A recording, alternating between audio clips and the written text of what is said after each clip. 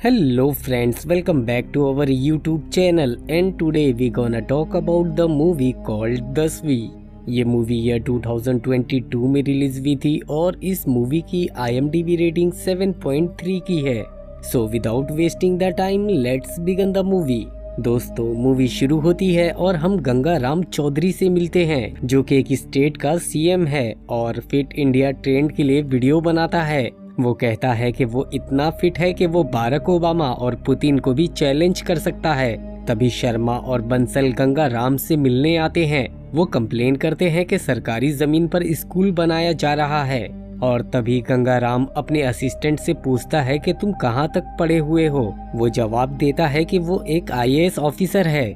ये सुनकर गंगा राम कहता है कि फिर भी तुम मेरे अंडर में काम कर रहे हो, इसीलिए उस जमीन पर मॉल बनना चाहिए। अगर मॉल बनेगा तो पैसा आएगा और स्कूल से तो सिर्फ बेरोजगारी आएगी। बाहर जाने से पहले गंगा राम की वाइफ उसकी आरती उतारती है और उससे धीरे से पूछती है कि क्या खाना घर पर आकर खाएंगे, जिस पर गंगा राम उससे कहता है कि तुम थोड़ा ऊंचा बोला करो क्योंकि तुम एक CM की बीवी हो। गाड़ी में बैठकर टंडन ये बताता है कि एक पुलिस ऑफिसर है जो कि लोगों को परेशान कर रही है। गंगा राम कहता है कि कोई बात नहीं, उसका ट्रांसफर करवा दो। अब गंगा राम चौधरी कोर्ट में पहुंचता है क्योंकि उसके ऊपर घोटाला, करप्शन और चोरी का इल्जाम लगा हुआ था और जज अपना फैसला सुनाता है कि SIT की टीम इसको इन्वेस्टिगेट करेगी और जब तक इन्वेस्टिगेशन चलेगी तब तक गंगा राम जुडिशियल कस्टडी में रहेगा। अब गंगा राम अपनी बीवी विमला को कॉल करता है और उससे कहता है कि अब से तुम चीफ मिनिस्टर हो, अब तुझे थोड़ा ऊंचा बोलना चाहिए। और उसके बाद बूढ़े लोग भी विमला का आशीर्वाद लेने लगते हैं। और उसके बाद जब गंगा राम जैसे ही जेल पहुंचता है वो देखता है कि गेट का दरवाजा छोटा है, तो वो जिद पकड़ लेता है कि वो छोटे दरवाजे से नहीं बल्कि बड़े गेट से अंदर दाखिल होगा। आखिर को वो CM जो है और पुलिस ऑफिसर सतपाल गंगा राम से मिलता है। वो गंगा राम से मिलकर बहुत खुश होता है क्योंकि गंगा राम ने ही उसे पुलिस ऑफिसर की नौकरी दिलवाई थी। अब विमला देवी CM बनने के लिए शपथ ले लेती है, लेकिन उस पर सभी लोग हंसने लगते हैं क्योंकि विमला ठीक तरह से पढ़ भी नहीं पाती। उसके बाद जेल में गंगा राम को बाकी कैदियों से ज्यादा प्रोटोकॉल मिलता है। सतपाल उसे एक कमरा देता है जिसमें जरूरत की हर चीज मौजूद होती है। साथ ही में वो उसे 2 रिमोट देता है, एक टीवी चलाने के लिए और एक सरकार चलाने के लिए। गंगा राम एक कैदी बलराम से मिलता है जिसे लोग घंटी भी बुलाते हैं क्योंकि उस पर साइकिल के चोरी करने का इल्जाम था। वो भी 1-2 नहीं बल्कि हजारों की तादाद में चोरी करने का आरोप होता है। अब घंटी गंगा राम को प्रेम और ईमानदार से मिलाता है जो कि इसी जेल में सजा काट रहे थे। एक तरह से अब ये तीनों गंगा राम के बहुत ही अच्छे दोस्त बन जाते हैं। और दूसरी तरफ विमला देवी CM बनने के बाद भी घर का काम करती है और सदन में सो जाती है। अगले दिन सतपाल गंगा राम को उठाता है और उसे ज्योति जायसवाल के बारे में बताता है।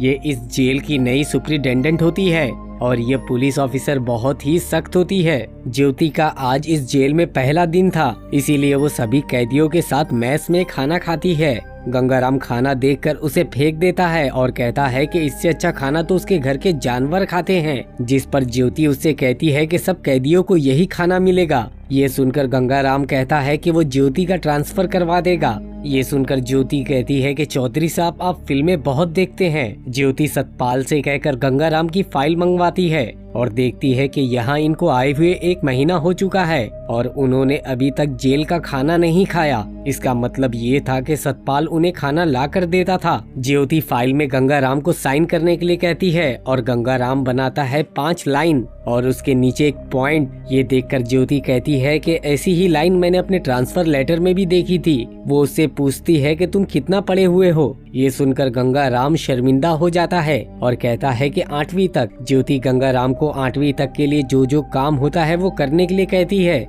जैसे कि कपड़े धोना, माली का काम, यहाँ तक कि उसे बाथरूम तक साफ करना। ये सुनकर गंगाराम गुस्सा हो जाता है और कहता है कि तुम शायद जानती नहीं हो कि मैं कौन हूँ। ज्योति उससे कहती है कि आपको कुर्सी बहुत अच्छी लगती है, इसीलिए वो गंगाराम को कुर्सी ही बनाने के लिए कहती है। अब ज्योति के कहने पर सतपाल गंगाराम को उस कमरे से निकालकर जेल में ले जाता है जहाँ सभी कैदी रहते थे। अब अगले दिन गंगाराम से मिलने के लिए विमला आती है। गंगाराम विमला का स्टाइल देखकर चौंक जाता है। गंगाराम विमला से कहता है कि ज्योति का ट्रांसफर करवा दे, क्योंकि ज्योति ने उसे बहुत परेशान कर दिया है। विमला कहती है कि वो ऐसा नहीं करेगी, क्योंकि गंगाराम के ही ऑर्डर पर ज्योति का ट्रांसफर हुआ है, और अगर वो उसका ट्रांसफर कहीं और करवा देगी तो लोगों को गलत मैसेज जाएगा कि विमला ने सीएम बनते ही अपने पति के लिए गए फैसले को गलत करार दे दिया, जिससे कि लोगों में उनकी इमेज खराब हो जाएगी। विमला की ये बात सुनकर गंगाराम बहुत खुश होता है कि उसकी बीवी अब पॉलिटिक्स सीख रही है।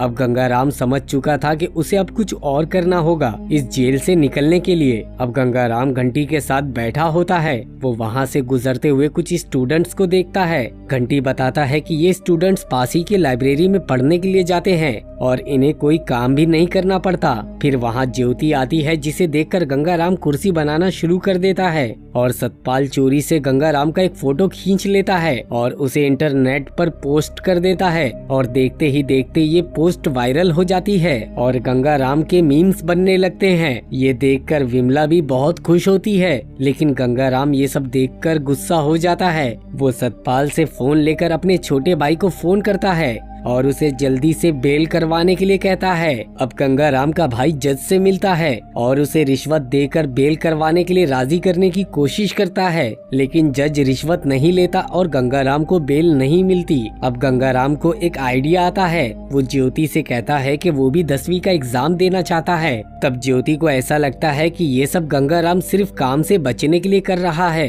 तब गंगाराम कहता है कि मुझे 10वीं पढ़ने का पूरा हक है। गंगाराम लाइब्रेरी में पहुंचता है और लाइब्रेरियन से पूछता है कि 10वीं की किताबें कहाँ रखी हैं। लाइब्रेरियन गंगाराम को सिलेबस बता देता है कि 10वीं में हिंदी, इंग्लिश, मैथ, साइंस और सोशल साइंस पढ़ना होगा, और लोग इस लाइब्रेरियन को रायबरेली कहकर बुलाते थे, क्योंकि लाइब्रेरी और रायबरेली मिलता जुलता वर्ड होता है। अब गंगाराम का छोटा भाई विमला को कहता है कि गंगाराम 10वीं का एग्जाम देने जा रहा है। अब गंगाराम जैसे ही हिस्ट्री की बुक खोलता है उसे नींद आ जाती है, और तभी वहाँ ज्योति और सतपाल भी पहुँच जाते हैं। ज्योति देखती है कि गंगाराम को एग्जाम देने में कोई इंटरेस्ट नहीं है, इसीलिए वो कहती है कि या तो तुम 10वीं की तैयारी कर लो या कुर्सी बनाओ। और उसके बाद में गंगाराम फिर से हिस्ट्री की बुक खोलता है और उसके अंदर की लाइनें पढ़ता है, जिसमें लिखा होता है कि इतिहास से ना सीखने वाले खुद इतिहास बन जाते हैं। उसके बाद अगले दिन गंगाराम फिर से लाइब्रेरी में जाता है और इंडिया की आजादी की हिस्ट्री को पढ़ता है। वो हिस्ट्री की किताबों में इस कदर खो जाता है कि वो खुद को उस टाइम के स्ट्रगल में देखता है और चिल्लाने लगता है, अंग्रेजों भारत छोड़ो। अब वो इस दौर में इतना ज्यादा घुस चुका था कि महात्मा गांधी से भी मिलता है, नेताजी सुभाष चंद्र बोस से भी मिलता है और भगत सिंह आजाद से भी मिलता है। अब जेल में मौजूद सभी लोगों को लगता है कि गंगाराम पागल होता जा रहा है। उसके बाद विमला भी गंगाराम से मिलने आती है, कहती है कि तुम अच्छा ड्रामा कर रहे हो, वो तुम्हें दिमागी बीमारी के चलते 5 स्टार हॉस्पिटल में भेज देंगे। अब गंगाराम को लगता है कि विमला ने अच्छा आइडिया दिया है, इसीलिए अब वो डॉक्टर्स के सामने सुभाष चंद्र बोस, मोहनदास और आजाद बनता है और नाटक करता है कि वो कोई पॉलिटिशियन नहीं है, बल्कि वो तो आजादी के लिए लड़ रहा है, और वो डॉक्टरों को दिखाना चाहता था कि वो दिमागी तौर पर भी बीमार है। फिर वहाँ ज्योति आ जाती है और कहती है कि गंगाराम ने पिछले साल 4300 वोटों से इलेक्शन जीत लिया था, जिस पर गंगाराम कहता है कि कुछ भी मत बोलो, मैंने 4000 से नहीं बल्कि 40,000 वोटों से वो इलेक्शन जीता था। यानी कि अनजाने में उसने ये साबित कर दिया था कि वो बिल्कुल ठीक ठाक है। और इसी के साथ गंगाराम का ड्रामा भी यहीं पर खत्म हो जाता है। उसके बाद ज्योति गंगाराम से कहती है कि क्या आपको पता नहीं कि जो दिमागी तौर पर बीमार होते हैं वो इलेक्शन नहीं लड़ सकते। तब गंगाराम को ऐसा लगने लगता है कि उसकी बीवी उसे रास्ते से हटाना चाहती है। अब यहाँ पर ज्योति गंगाराम से कहती है कि ये सब ड्रामा बंद करो और काम पे जाओ। ये सुनकर गंगाराम को बहुत गुस्सा आ जाता है और वो ज्योति से कहता है कि तुझे अपनी पोस्ट का बहुत घमंड है। और ये सुनकर ज्योति गंगाराम को जाहिल कह देती है और गुस्से में वो वहाँ से चली जाती है। अब गुस्से में गंगाराम ज्योति को चिल्लाने लगता है, जिसकी वजह से उसे हार्ट अटैक आ जाता है। अब ये न्यूज विमला को मिलती है और वो टंडन से कहती है कि गंगाराम को हार्ट अटैक आया था, लेकिन जेल सुपरिटेंडेंट ने गंगाराम को सीपीआर देकर बचा लिया। तब टंडन विमला को दिखाता है कि सीपीआर क्या चीज होती है और उसके बाद विमला गुस्से में जेल के हॉस्पिटल में पहुंचती है और कहती है कि किस लेने से अटैक तो ठीक होना ही था। ज्योति वहां आकर कहती है कि जो जरूरी था वो तो करना ही था।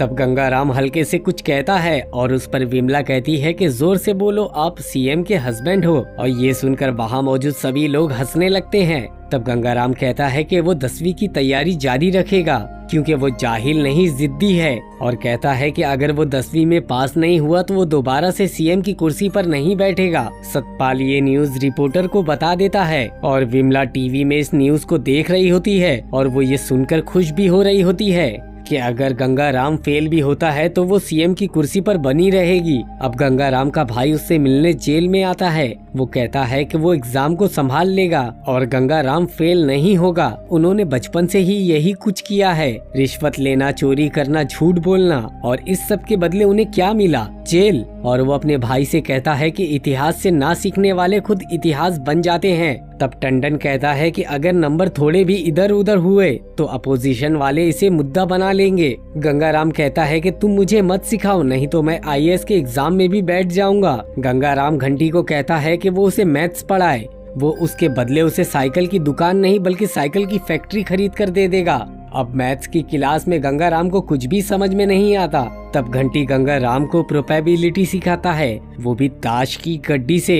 गंगाराम प्रोबेबिलिटी को पॉलिटिक्स से मिलाता है और सही सही जवाब दे देता है। ईमानदार गंगाराम को साइंस पढ़ाता है। अब इसमें भी गंगाराम पॉलिटिक्स मिलाता है जिससे कि उसे सारे इक्वेशन समझ में आ जाते हैं। अब राय बरेली उसे इंग्लिश पढ़ाता है। वो सारे सवालों का सही सही जवाब देने लगता है। अब गंगाराम ने पढ़ाई को सीरियसली ले लिया था। ज्योति भी उसे पढ़ाई करते हुए देखती है। गंगाराम को सब कुछ समझ में तो आ गया था, लेकिन अब उसे हिंदी लैंग्वेज में प्रॉब्लम आ रही थी और उसे ऐसा लगने लगता है कि उसे हिंदी सब्जेक्ट में डिसलेक्सिया है। लेकिन ईमानदार उसे समझाता है कि ये किसी एक सब्जेक्ट के लिए नहीं होता। हिंदी के लिए प्रेम तुम्हारी मदद कर देगा। लेकिन प्रेम की बेल हो जाती है, पर वो वहाँ से जाना नहीं चाहता था। गंगाराम प्रेम से पूछता है कि क्या वो हिंदी पढ़ाने में उसकी मदद करेगा, लेकिन ज्योति मना कर देती है क्योंकि आज ही प्रेम की रिहाई होने वाली थी। लेकिन एक प्रॉब्लम ये होती है कि अगर प्रेम बाहर निकला तो प्रेम जिस लड़की से प्यार करता है उसके भाई लोग उसे मार देंगे और वो सभी लोग गंगाराम की जात के होते हैं।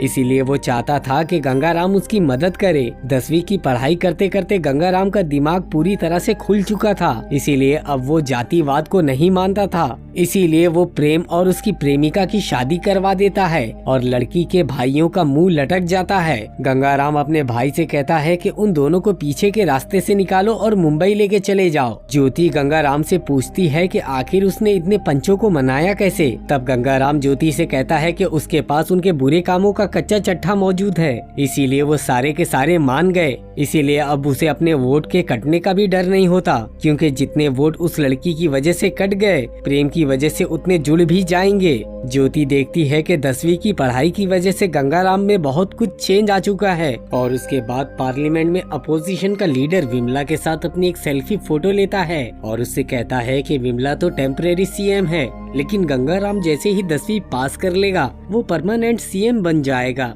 लेकिन अब विमला को सीएम की कुर्सी से बहुत प्यार हो गया था और वो उसे छोड़ना नहीं चाहती थी। इसीलिए अगले दिन वो गंगाराम के पास पहुंचती है और वो उससे पूछती है कि 10वीं की पढ़ाई कैसी चल रही है। गंगाराम बताता है कि वो हिंदी में थोड़ा कमजोर है। फिर ज्योति आकर विमला को जाने के लिए कहती है क्योंकि उनके मिलने का टाइम खत्म हो चुका था। हिंदी ना आ पाने की वजह से गंगाराम टेंशन में होता है, लेकिन अगले दिन ज्योति हिंदी के वर्ड्स को याद करने में उसकी मदद करने लगती है और हिंदी में उसे ट्रेनिंग भी देने लगती है। अब दोनों हिंदी पढ़ने की वजह से एक दूसरे के साथ काफी टाइम गुजारने लगते हैं। फिर एक दिन इनामदार की बेल हो जाती है जो उसे साइंस पढ़ाता था और ये बेल विमला ने करवाई थी। ज्योति कहती है कि कोई प्रॉब्लम नहीं, वो उसे साइंस भी पढ़ा देगी। गंगाराम गुस्से में विमला को फोन करता है और उससे कहता है कि उसने इनामदार की बेल क्यों करवाई, जिस पर विमला उसे कहती है कि इनामदार तो बहुत ही ईमानदार निकला, इसीलिए उसकी बेल तो होनी ही थी। अब न्यूज में दिखाया जाता है कि जिस एसआईटी टीम को चुना गया था गंगाराम के घोटालों को इन्वेस्टिगेट करने के लिए, उस एसआईटी टीम की इन्वेस्टिगेशन में ये सामने आया था कि इस घोटाले में गंगाराम के मिनिस्टर मिनिस्टर और एमएलए शामिल थे। खुद गंगाराम इन घोटालों में इन्वॉल्व नहीं था और इसी बीच 10वीं के एग्जाम की डेट भी आ गई थी। अब गंगाराम को बुखार चढ़ने लगता है। ये देख कर के हिंदी का पेपर सबसे पहले है। ज्योति कहती है कि आप पास हो जाओगे क्योंकि 20 मार्क्स का तो कंपोजिशन आने वाला है और कहानियां बनाने में तो आप माहिर हैं। अब एग्जाम के पहले दिन बच्चे स्कूल में एग्जाम देने के लिए जाते हैं। गंगाराम के पहले दिन के एग्जाम के लिए ज्योति उससे मिलने आती है और गुड लक के लिए उसे दही और चीनी खिलाती है। बदले में गंगाराम उसका पैर छूता है और उसे गुरु मानता है। एग्जाम देते वक्त गंगाराम थोड़ा सा नर्वस हो जाता है। न्यूज में दिखाया जाता है कि गंगाराम का हिंदी का पेपर अच्छा नहीं गया। ज्योति उससे पूछती है कि क्या आपको पासिंग नंबर तो मिल जाएगा, जिस पर गंगाराम कहता है कि पता नहीं। ज्योति कहती है कि घबराने की कोई जरूरत नहीं, हो सकता है ये अपोजिशन की कोई चाल हो ताकि वो आपका हौसला तोड़ सके। सबका पेपर सील्ड है, उन्हें कैसे पता कि आपका पेपर अच्छा गया कि नहीं। ये तो पेपर चेक करने वाले के ऊपर है कि आपको कितना मार्क्स मिलेगा। अब सोशल साइंस और साइंस का भी पेपर होता है। उसके बाद मैथ्स के पेपर से पहले घंटी गंगाराम को प्रोबेबिलिटी का एक प्रॉब्लम दिखाता है जो कि हर साल 10 मार्क्स के लिए आता है, लेकिन गंगाराम देखता है कि इस साल ये प्रॉब्लम आया ही नहीं। उसके बाद न्यूज में दिखाया जाता है कि गंगाराम की बेल हो चुकी है, लेकिन एग्जाम की वजह से वो अभी भी जेल में ही है, जिसकी वजह से विमला टेंशन में आ जाती है। वो कहती है कि सरकार संभालने के बाद वो गाय भैंस नहीं संभालेगी। विमला एक पार्टी मीटिंग बुलाती है। गंगाराम जेल से छूट जाता है। ज्योति को लगता है कि गंगाराम में चेंज आ गया है, इसीलिए अब वो बाहर जाकर लोगों का भला करेगा, लेकिन गंगाराम बदला नहीं होता। वो अभी भी उसी शान में होता है। कहता है कि वो बड़ा गेट खोल दे क्योंकि वो छोटे गेट से झुककर नहीं गुजरेगा, और वहाँ से निकलकर वो देखता है कि उसके वेलकम के लिए सिर्फ उसका छोटा भाई ही आया है। गंगाराम ये देखकर गुस्सा हो जाता है। वो विमला की मीटिंग में जाता है और वो वहाँ बैठे मिनिस्टर से कहता है कि वो किसी भी करप्ट मिनिस्टर को पार्टी का टिकट नहीं देगा और विमला को सरकार छोड़ने को कहता है और एक और इलेक्शन करने को कहता है, लेकिन विमला सरकार नहीं छोड़ना चाहती थी।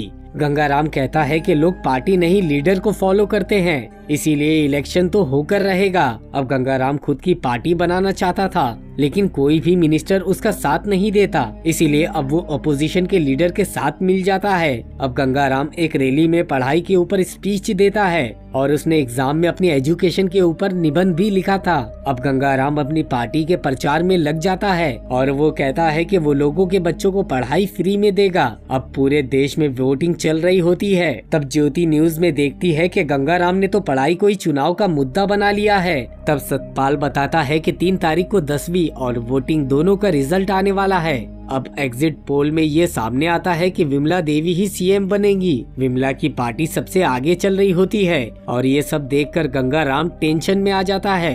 गंगाराम ज्योति के पास जाता है और पूछता है कि 10वीं का रिजल्ट आया कि नहीं, और वो जाकर नोटिस बोर्ड पर रिजल्ट देखता है और गंगाराम देखता है कि वो 57% के साथ पास हो गया। ये देखकर गंगाराम की आंखों में आंसू आ जाते हैं। फाइनली गंगाराम का सपना पूरा हो गया। गंगाराम ज्योति को एक पेपर देता है जिसमें लिखा हुआ था थैंक यू। साथ ही वोटिंग का रिजल्ट भी आ चुका था। गंगाराम की पार्टी जीत चुकी थी और जीतने के बाद गंगाराम विमला से मिलता है और कहता है कि विमला ने सिर्फ पावर देखा है, गंगाराम ने पढ़ाई की है जिससे कि आंखें खुल जाती हैं, और साथ ही वो विमला से कहता है उसने उसके साथ शादी की है और वो ये बंधन इसी के साथ निभाएगा। अब रूलिंग पार्टी का लीडर गंगाराम को चीफ मिनिस्टर अनाउंस करने ही वाला होता है। उससे पहले गंगाराम ही उसे चीफ मिनिस्टर अनाउंस कर देता है। वहाँ मौजूद सभी लोग ये देखकर खुश नहीं होते, लेकिन लास्ट में गंगाराम इस स्टेट के एजुकेशन मिनिस्टर के तौर पर शपथ लेता है और ये मूवी यहीं पर खत्म हो जाती है।